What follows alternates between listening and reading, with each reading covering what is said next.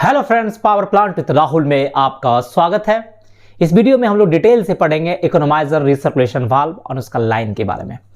Economiser recirculation valve, ये valve हम लोग यूज क्यों करते हैं इसको? चलिए आपको फ्रेंड इस पिक्चर में E021 वाल्व दिख रहा होगा। ये आपका इकोनोमाइजर रिसर्कुलेशन वाल्व है और इसका जो लाइन होता है ये आपका कनेक्टिंग, किसके बीच कनेक्टिंग रहता है? आपका इकोनोमाइजर इनलेट हेडर से बॉटम रिंग हेडर के बीच कनेक्टेड रहता है। कहीं कहीं आपको बॉयलर ड्रम से भी इकोनोमाइजर इनलेट हेडर में एक लाइन होता है और उसी लाइन में आपका एक मैनुअल आइसोलेटिंग वाल्व रहता है, एक आपका मोटराइज वाल्व होता है। मैनुअल आइसोलेटिंग वाल्व हम लोग ऑलवेज ओपन कंडीशन में रखते हैं और इस लाइन को जो हम लोग कंट्रोल करते हैं आपका motorise valve means E021 valve से करते हैं, जो कि आपका इकोनोमाइजर रिसर्कुलेशन वाल्व है। तो अक्सर आपसे इंटरव्यू में क्वेश्चन पूछा जाता है कि इस वाल्व को हम लोग यूज ही क्यों करते हैं? What is the importance of economiser recirculation valve? Why do you use this valve in thermal power plant? इससे क्या इसका एडवांटेजेस है? तो अक्सर आपसे इंटरव्यू में पूछा जाएगा, तो इस वीडियो में हम लोग डिटेल से इसके बारे में डिस्कशन करेंगे कि इसका क्या इंपॉर्टेंस है, इसका क्या सिग्निफिकेंस है। तो लास्ट तक देखिएगा, आपको एक बेसिक नॉलेज मिल जाएगा। और जो भी फ्रेंड्स अभी तक मेंबरशिप नहीं ली है तो मेंबरशिप लें। मेंबरशिप लेने से आपको मेरा व्हाट्सएप नंबर मिल जाएगा। अभी तक बहुत सारे फ्रेंड्स मेंबरशिप लेके हमसे जुड़ चुके हैं। मेंबरशिप लेने के बाद हमारे चैनल के पोस्ट बटन पे जाएं, वहाँ पे आपको मेरा व्हाट्सएप नंबर मिल जाएगा और पावर प्लांट से रिलेटेड कुछ भी अगर डाउट हो तो आप मुझे व्हाट्सएप पे मैसेज कीजिए, मैं आपका उसमें रिप्लाई दूंगा। और वीडियो को पसंद आए तो लाइक, सब्सक्राइब और शेयर करना ना भूलें। तो आइए, इकोनोमाइजर रिसर्कुलेशन वाल्व का क्या इंपॉर्टेंस है, इसको हम लोग इस वीडियो में स्टडी करते हैं।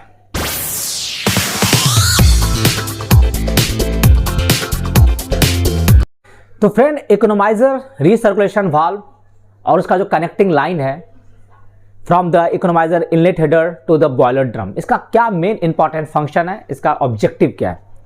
देखिए फ्रेंड, इकोनोमाइजर कॉइल रहता कहाँ पे है? आपका बॉयलर के सेकंड पास में रहता है। सेकंड पास में आपका जो इंपॉर्टेंट जो आपका सर्किट में देखिएगा, तो आपका जैसे फर्स्ट पास में आपका फ्लू गैस बना, फ्लू गैस जो होता है फर्स्ट पास से होता हुआ आपका गुजनेक से पास करता हुआ आपका सेकंड पास में आता है। सेकंड पास में आपका LTSH कॉइल होता है, 2 बैंक, और उसके नीचे आपका इकोनोमाइजर कॉइल होता है, उसका 3 बैंक रहता है। तो फ्लू गैस जो होता है वो इकोनोमाइजर LTSH कॉइल में अपना हीट ट्रांसफर करता हुआ इकोनोमाइजर में आता है। इकोनोमाइजर से आपका एयर प्रीहीटर में चला जाता है। तो इकोनोमाइजर का जो मेन इंपॉर्टेंट फंक्शन है क्या, कि वहां पे जो फीड वाटर इंटर कर रहा है from the feed control station, आपका HP हीटर से होता हुआ फीड कंट्रोल स्टेशन आता है। फीड कंट्रोल स्टेशन से आपका इकोनोमाइजर इनलेट हेडर में आता है और इनलेट हेडर से आपका बहुत सारा कॉइल निकलता है, फिर वहां से 3 बैंक होता हुआ इकोनोमाइजर आउटलेट हेडर में पहुंचता है।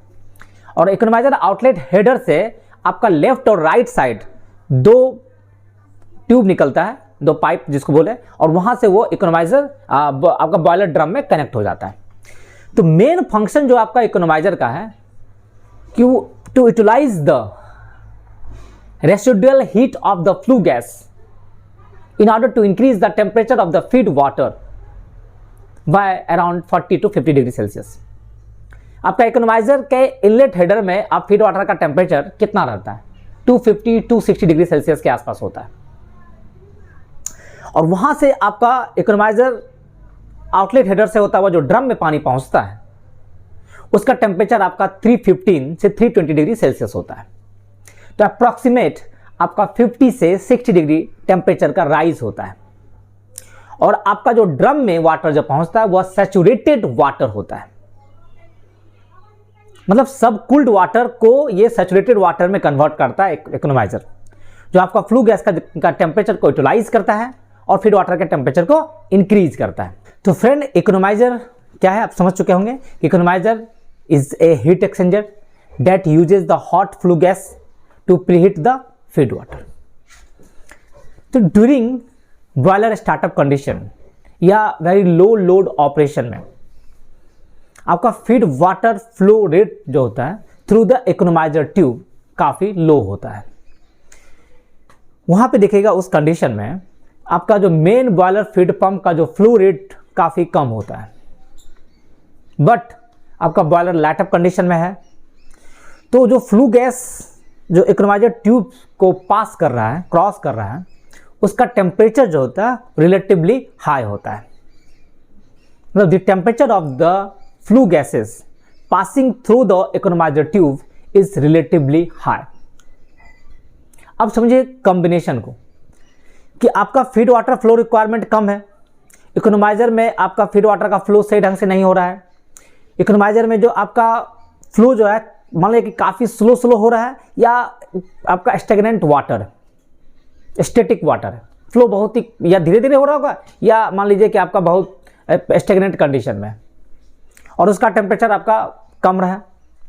फ्लू गैस जो वहाँ से पास कर रहा है उसका टेम्परेचर ज़्यादा है, तो वहाँ पे आपका दो चीज़ हो रहा है, एक तो आपका लो फीड वाटर फ्लो रेट है, दूसरा हाई हीट इनपुट है।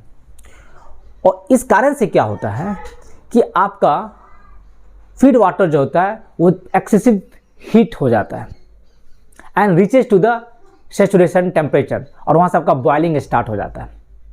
समझ रहे? आपका इकोनोमाइजर में फीड वाटर फ्लो काफ़ी कम हो रहा है, या आपका वाटर स्टेगनेंट वाटर है, फ्लू गैस का टेम्परेचर काफ़ी ज़्यादा हाई है, तो वो सारा जो हीट है, वो जो less quantity of feed water वही पूरा का पूरा हीट लेगा।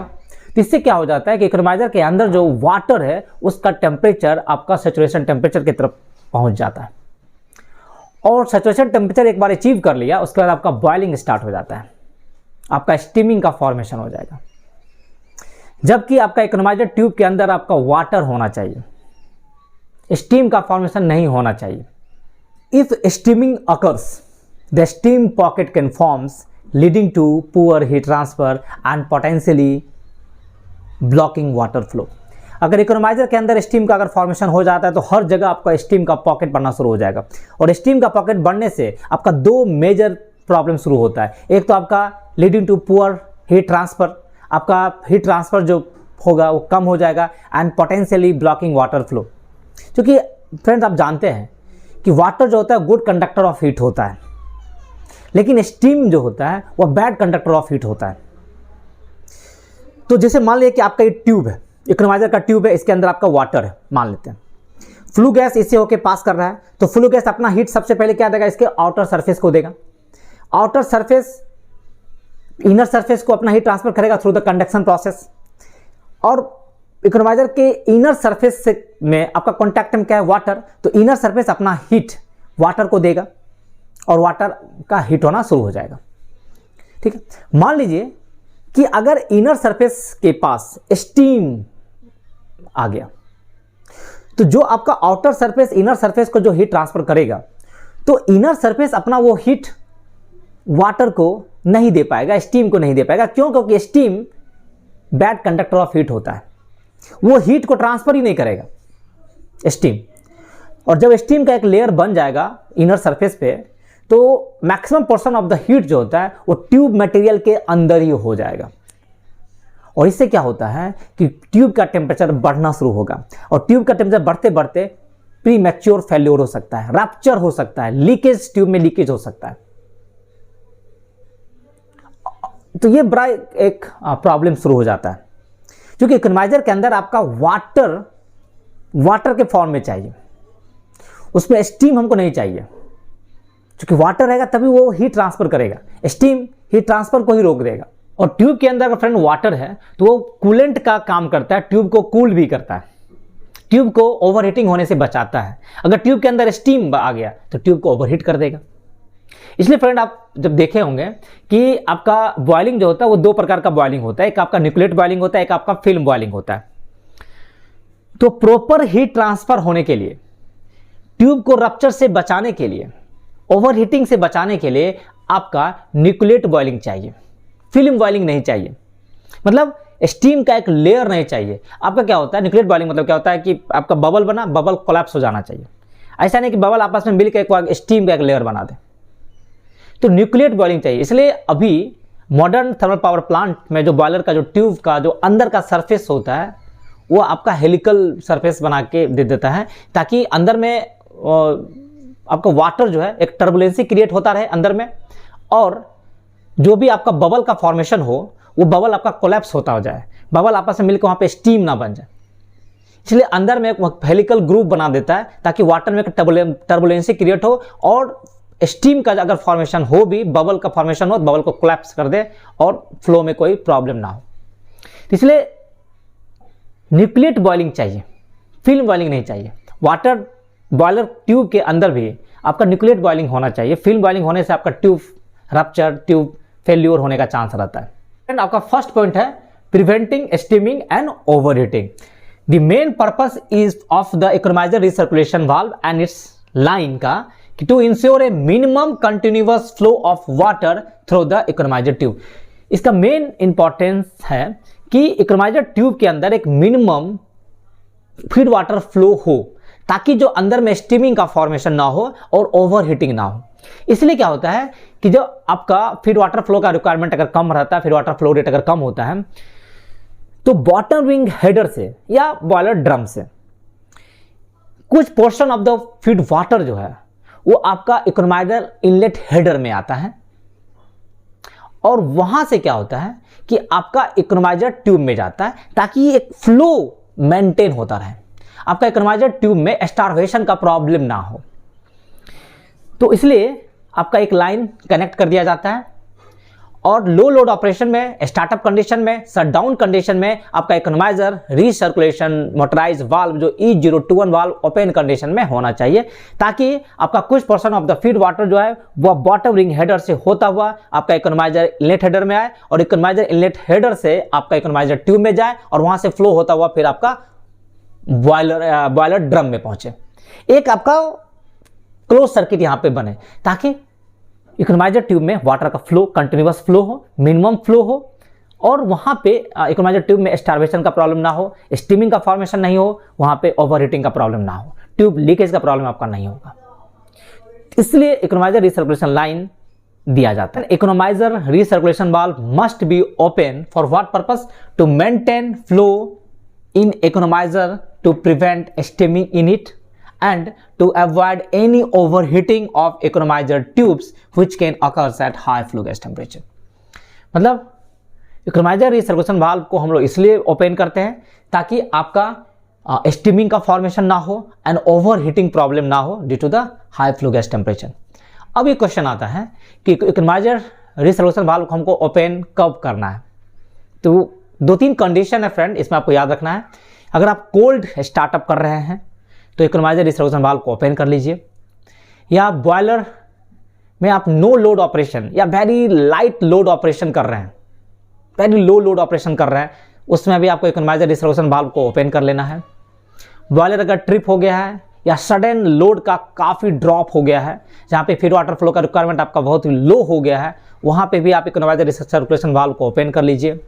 और फोर्थ कंडीशन है कि अगर फीड वाटर फ्लो रेट जो है less than the minimum feed water जो है कंडीशंस कि हर बीएफपी का एक मिनिमम फीड वाटर फ्लो होता है, अगर उससे भी कम अगर फीड वाटर फ्लो का रिक्वायरमेंट है तो उस कंडीशन में भी आपका रिसर्कुलेशन वाल्व को ओपन कर लेना है। ओपन करने के पीछे रीजन यही होता है to maintain the minimum flow through the economiser tube in order to prevent the steaming and overheating. Friend question ये आता है कि इकोनोमाइजर रिसर्कुलेशन वाल्व को आपको क्लोज कब करना है। नॉर्मल कंडीशन में आपका इकोनोमाइजर रिसर्कुलेशन वाल्व क्लोज ही रहता है, तो क्लोज कब कर लेना है आपको? The economizer recirculation valve must be closed when sufficient and continuous water flow through the economiser is established. Economiser recirculation valve को तभी आपको क्लोज करना है जब आप देख लीजिए कि sufficient and continuous water flow through the economiser tube आपका एस्टैब्लिश्ड हो गया है।